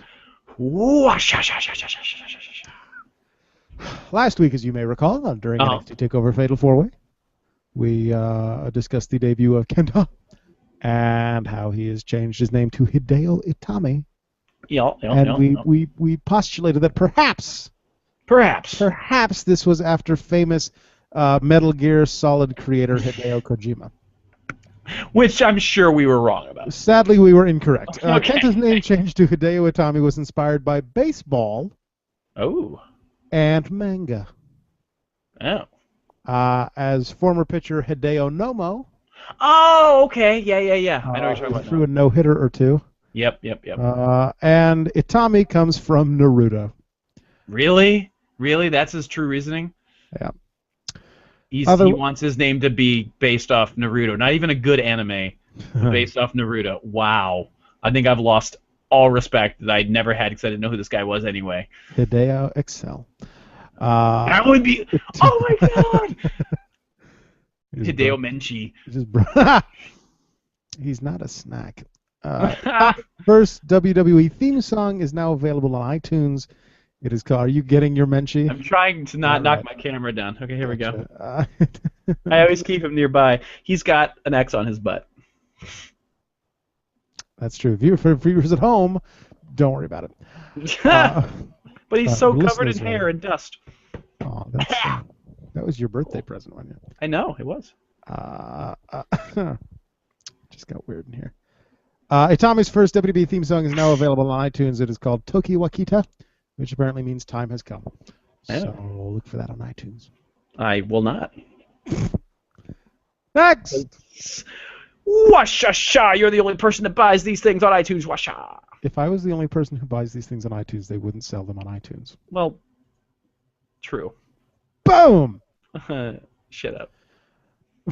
So you and people like you. Will The Undertaker slitting his wrists and having Mideon drink his blood make the worst Raw moment tournament? No one liked that moment except Gangrel. Gangrel had a boner for that one. I don't think that happened. I don't remember that. I was going to say, I don't remember that segment at all. The Wrestling Observer reports that the next NXT Live special for the network will be held in December. The scheduling format will be the same as TakeOver Fatal 4-Way, with the special taking place on Thursday and TV tapings on Friday. So there you go. Look for that in December. That TakeOver 3, Hell in a Cell. Just all these like old WWE pay-per-view ones that didn't work. TakeOver 3, Breaking Point. Yes. TakeOver 3, Bragging Rights. They don't even have brands to fight Great against. American Bash. TakeOver 3, Starrcade. Oh, that'd be great if they started using WCW titles. I would laugh. TakeOver 3, Road Wild. Oh my God, no! Please. Next. Wow! Wow! Wow! Wow! Wow! Chow! Chow! Meep! Meep! TNA's website published. Then wait, okay. Can you really call it publishing? Like, is it really publishing if no one actually goes to check it? TNA's website published. Then deleted. Published. Then deleted. Oh, an article about former WWE announcer Josh Matthews visiting TNA headquarters. Here's the entirety of the article. Quote, "Today, Josh Matthews was spotted outside of TNA Wrestling headquarters in Nashville, Tennessee. Matthews would later enter a closed-door meeting with TNA executives. No details on what was said, however. ImpactWrestling.com will keep you current when additional details are available." According to PWInsider.com, or Twinsider.com, Josh Matthews' 90-day non-compete with WWE has ended, and he has started to work for TNA. The report noted that the source has stated that Matthews has relocated to Nashville and is already working out of the TNA offices. The feeling is that it is only a matter of time before he is used on TV. He actually tweeted a picture from a concert the other night. I don't remember who the concert was. It was some country singer. But it was like, such and such in Nashville. My boss is better than your boss. So, good luck to you, Josh Matthews. Is he going to be announcing or wrestling? It would be hysterical if he wrestled, wouldn't it? Well, I mean, he used to be Tough Enough. Well, he was on Tough Enough, but that was it. He could. Sean is calling us fuck sticks because we don't remember that happened. Apparently it did. Apparently it's a YouTube video. I will watch it without volume while you continue to talk. Hang on. I'm going to copy it to the link dump for the episode. Making this. And then if I click over here on this little thing, what's a showcase? And I click here. And do that. Does that work? What in the world? I don't remember this segment at all. There you go. It's a 10-minute freaking long segment. Of course it is. All right, so show item. Oh, poor Mideon. This item is currently shown to your audience. There we go. So I don't know if you all watching have to click on the Showcase app or if it just shows up. And I've never used the Showcase app I've never used it, but they're beating the shit out of Mideon. They threw him in a room of smoke. But there it is. It's on the Showcase part of the thing. How can JBL live with himself? He just threw a man to slaughter. Well, that didn't make the tournament, Sean, because I didn't know it happened. And again, you should have suggested these things 3 weeks ago when I was putting together the brackets. So that's your fault. It's okay. I don't think anyone really remembers this moment. Next! WWE has hired Canadian broadcaster Arda Ocal. Might be a familiar name to some of you listening out there. Ocal hosted several WWE-related programs for The Score television network in Canada. Ocal has a long history of covering WWE events as a member of the media and has interviewed several WWE personalities over the years. He has also previously worked with WWE's Renee Young. He has changed his name on Twitter to Kyle Edwards, which is apparently his new WWE name, and he posted the following to Twitter today. To quote at The Rock, "Finally, I'm beyond thrilled to join WWE as a broadcaster. Dreams do come true."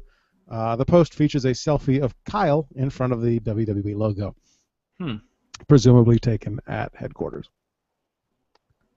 So good for you, Arda Ocal. He's always been, from everything I've heard, he's a very nice gentleman, a very pleasant gentleman to work with. So good for him. And it's always good when people get to achieve their dreams. Yeah, absolutely. There's that thing that Stephanie got attached to. You know what? That weird Undertaker symbol. You know what? Yeah. I bet Arda Ocal. Uh-huh. He's a believer. Oh my gosh. You think so? All he's got to do is believe. Does the Brawl for All make the list? Those fights were all on Raw, and one featured Brackus. Put Brackus in the brackets. The Brawl for All is not on the list. Probably should be. It's like what ruined Dr. Be.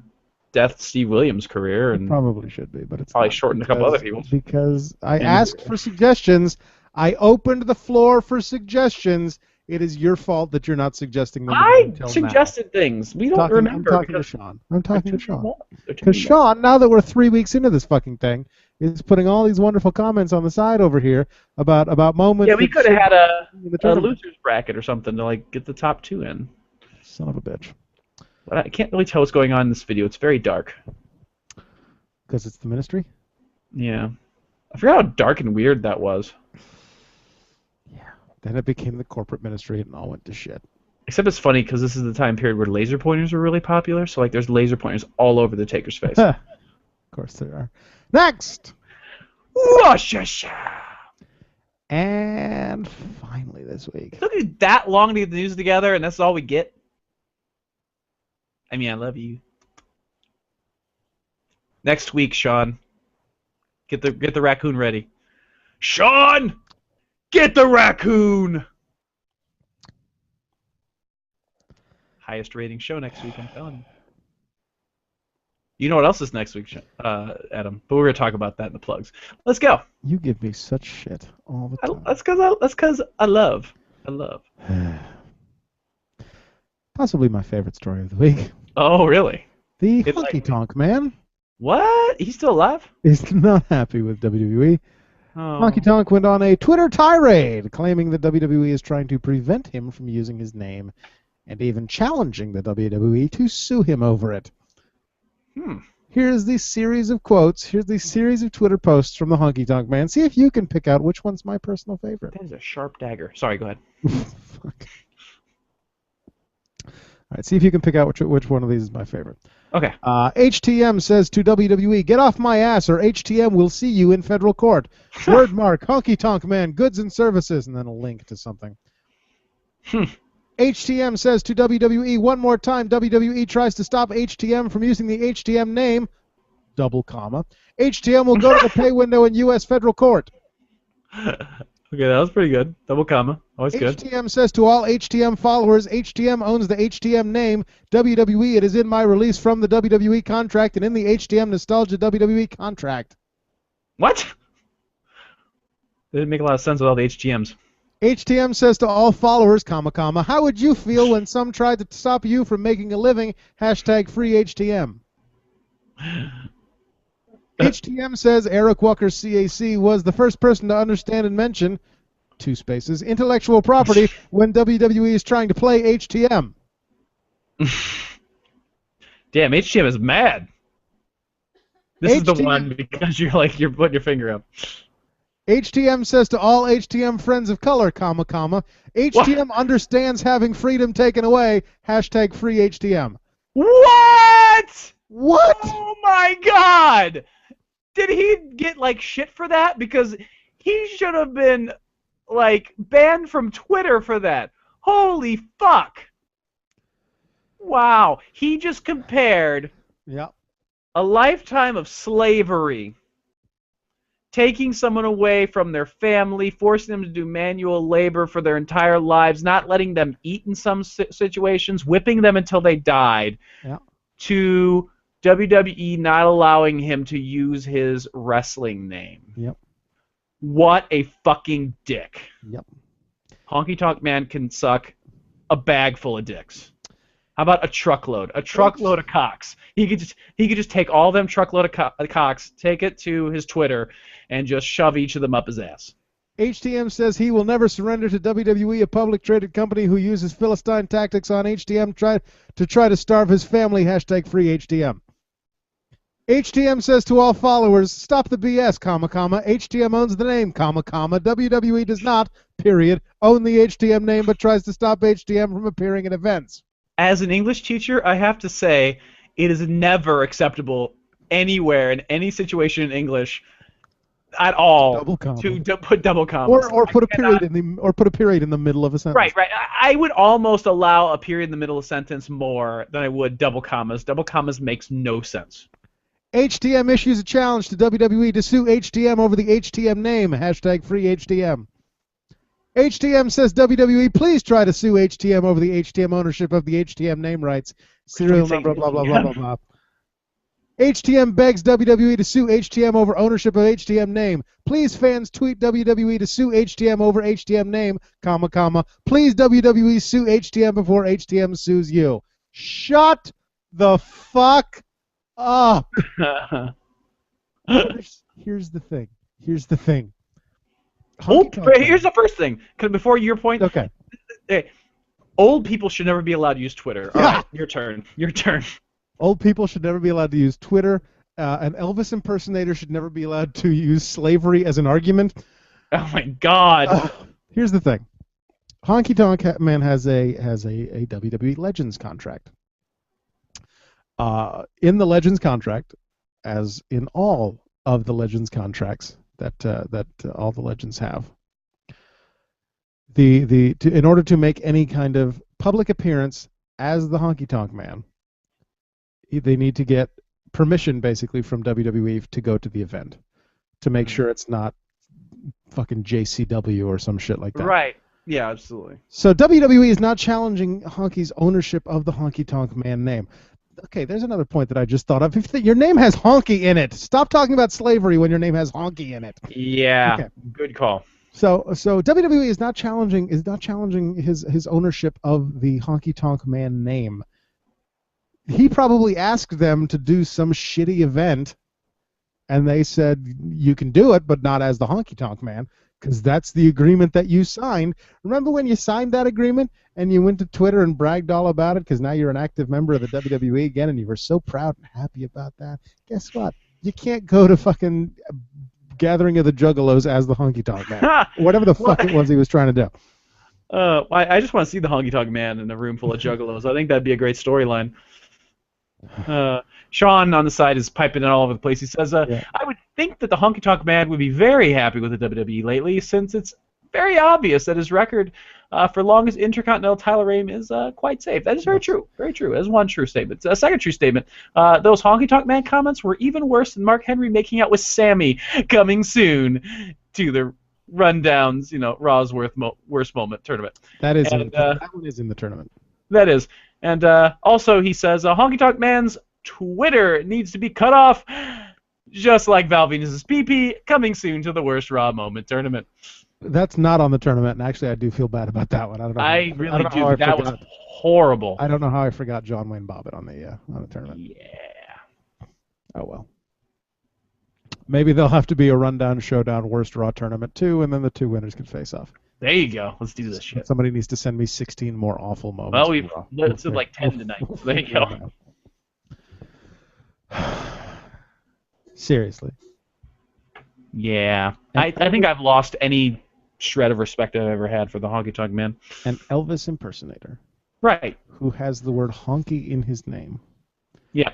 Compared himself to a slave. My colored fans. You don't have any colored fans anymore. Yeah, friends of colored. He didn't say colored, thankfully. Friends of color, which is almost as bad, but not quite. Okay, yeah. I thought you said colored, but still. Either way, friends of color. HTM says to all HTM's Negro fans. Jesus Christ. Comma, comma. Yeah. Comma, comma, chameleon. So on that note. Does that do it for us? What a fucking retard. God damn it. A little HTM will do you? That does it for the rundown for this Wednesday, September 24th, 2014. 142 days since Sheamus won the WWE United States Championship. Oh, He's been champion that long? He won I it. feel like it has not been that long. Well, he won it in that battle royal where he tossed Dean Ambrose out last and made me very angry. That's right. When's Wade Barrett coming back? News on that? Hopefully soon. That'd be great. You forgot Val Venus's pee-pee. That's unbelievable. Almost as unbelievable as Hornswoggle painting a tunnel on a wall and running through it, coming soon to the Worst Raw Moment tournament. I don't think that made the tournament either. Oh my God, we're going to have to go back and listen and write all these down. Yeah. This is So I think we've got enough for another tournament already. This is going to end up being a 32 bracket tournament. It's okay. We can make amendments. We're good. Yeah. All right. Lucky Pro Wrestling presents Caged Mayhem this Friday, September 26th at the Elks Lodge in Hudson, Massachusetts. Go to Lucky Pro Wrestling for details.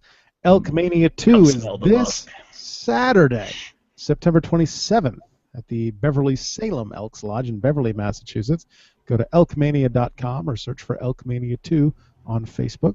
Liberty States running wild. returns with Fall Fury next Saturday, October 4th. Fall Fury. Search for that on Facebook. Furious. VCW presents Chills and Thrills Friday, October 17th at the Belltown Club in Wakefield, That's not SCW.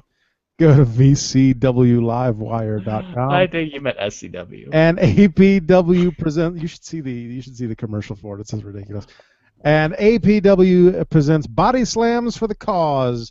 Last year, you may remember we did Body Slams for breast cancer. Sadly, they did not.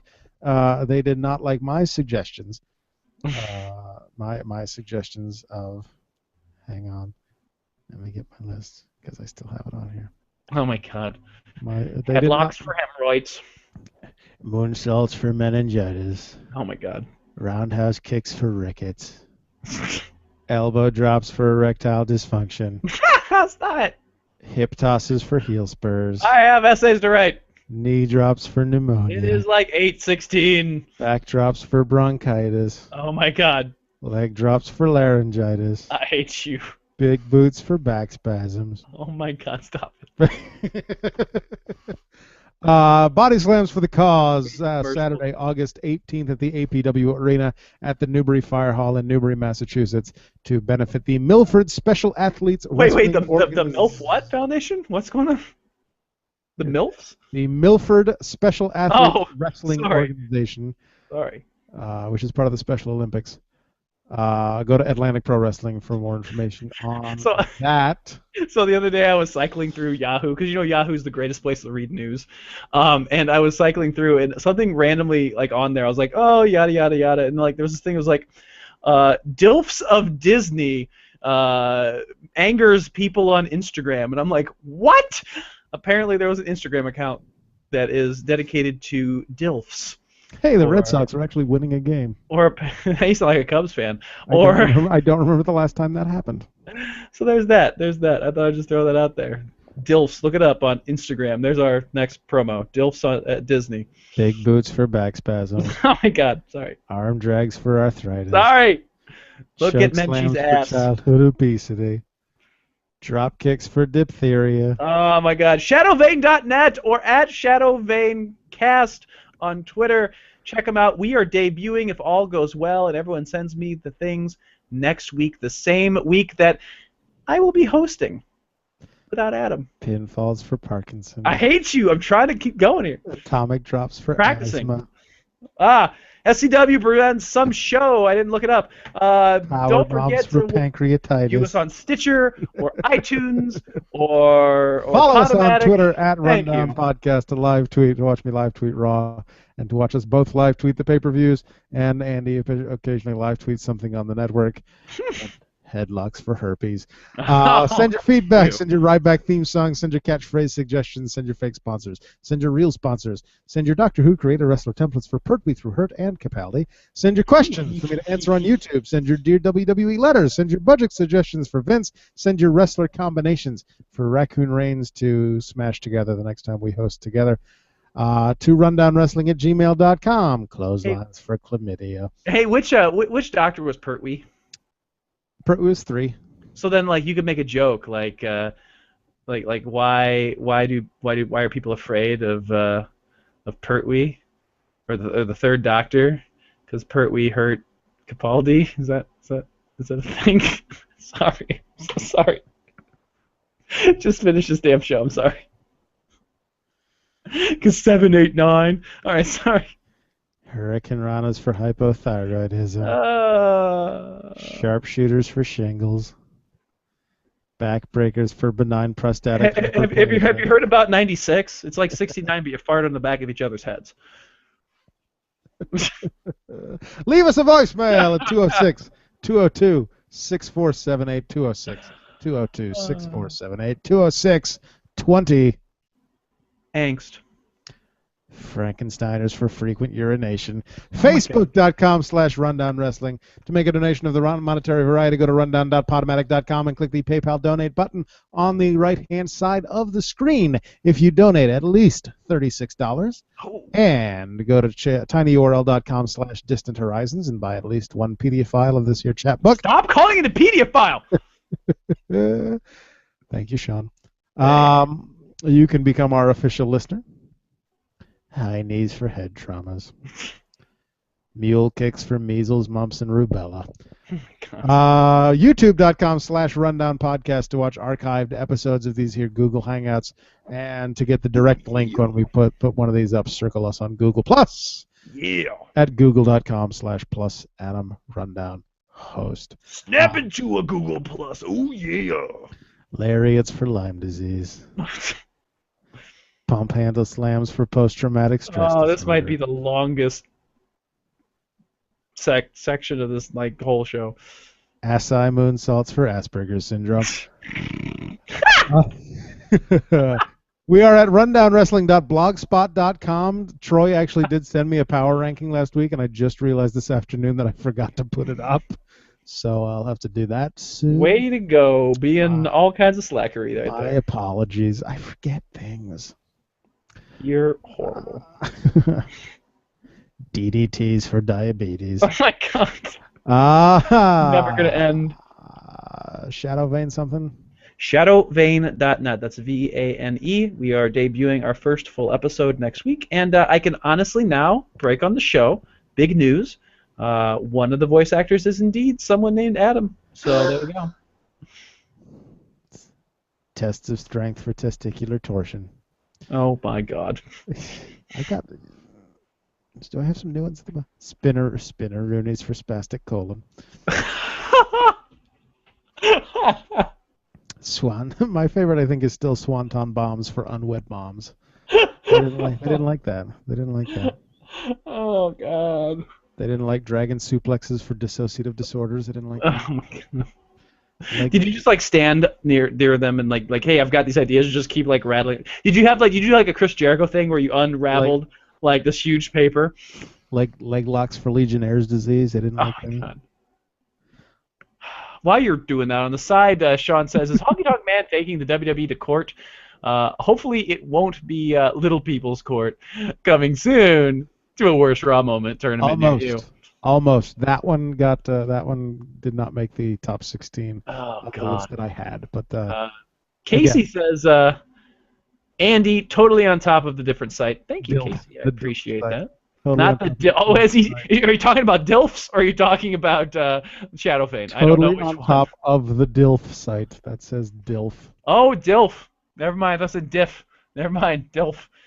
If Adam keeps reading that list, I'm going to walk out just like the entire roster did to Triple H in 2011. Coming soon to the Worst Raw Moment tournament. I can't remember if that one got cut or not. I think that did make it on the list. I don't know. If I remember correctly. Fujiwara arm bars for fetal alcohol. Damn it! Search for us on iTunes and on the Rundown Wrestling Podcast. If you subscribe, you get the podcast delivered to you absolutely free each and every week for $0.00. If you cannot afford a monetary donation, go to iTunes and leave us a 5-star review because that helps other people find us. Yeah, if you don't leave those, no one will ever find us, and then we'll be talking to ourselves, and that's just sad. Oh. Rear chin locks for radiation poisoning. If you leave a text review, we'll read your name and your review at the end of a future program, like these fine people. Yeah, fuckers, make a review. We know we got more than 12 viewers, maybe 13, so get on it. Blade jobs for the Black Death. Oh, I thought you were having a honky tonk moment for a minute there. Angle slams for anaphylactic shock. Stop it. Running knees for runny stool. Ew. Thanks Oh, thank God. to Tegan Brown for the logo. Thanks to everyone for listening. Thanks to Andrew. You're quite welcome. I'm glad we had another good show. Aside from the random sidebars, like different diseases and milfs or dilfs or whichever you prefer. Giant swings for gigantism. Aww. Table spots for tonsillitis. German suplexes for German measles. So if you're sick of this shit, don't worry. Adam's not going to be here next week. And thanks to I Fight Dragons at ifightdragons.com for the theme song. Next week! What? I'm not here. Yeah, because he keeps forgetting. He actually keeps remembering about his, unlike his wife, who apparently loves him so much that she forgets the anniversary.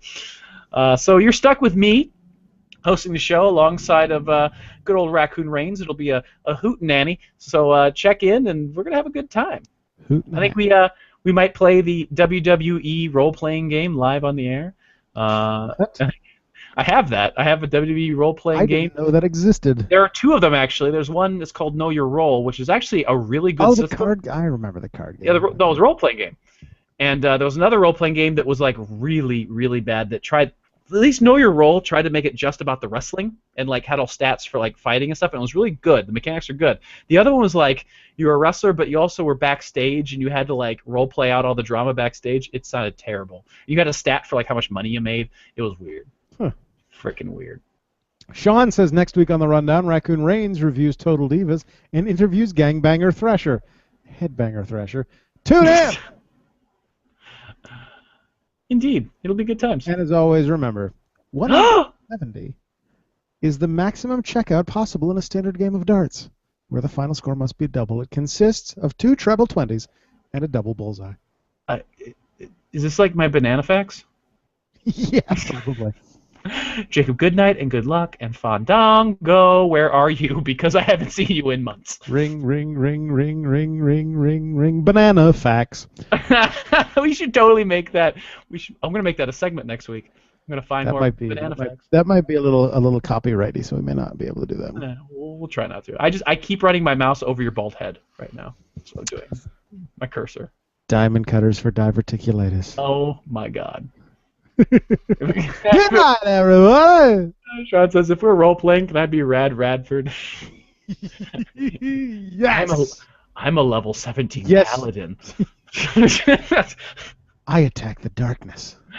Oh, fuck. I should stop recording. Bye. See ya. Have fun editing this bullshit. And stop. And that's where the episode is going to end, with you saying, have fun editing this bullshit. Banana facts. Bananas in pajamas. Planches for planter's warts. Full Nelsons for feline AIDS. Oh my God, I'm gonna get on Skype now. Mike checks for MRSA. Still have 5 essays to grade today. Abdominal stretches for appendicitis. Oh my God.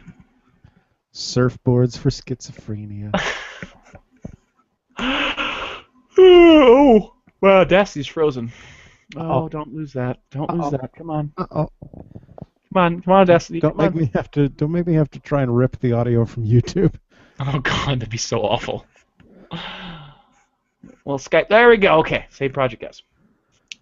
Banana facts. 170. Hi, post show. Hey, it's post show time. Sean and Casey. That's about it, right? Hey, you didn't see thank you to Sean and Casey. Oh, I didn't know this. I got too distracted. Oh my God. That's all right. He's gonna be on the show next week. He can suck a dick. Sure, but Casey's all over them dilfs. Brain busters for Bell's palsy. Monkey flips for motion sickness. Scissor kicks for sciatica. Get on Skype. Frankenstein is for frequent urination. Oh my God, get on Skype. All right. Hang on, I'm still saving. I really have to go here soon.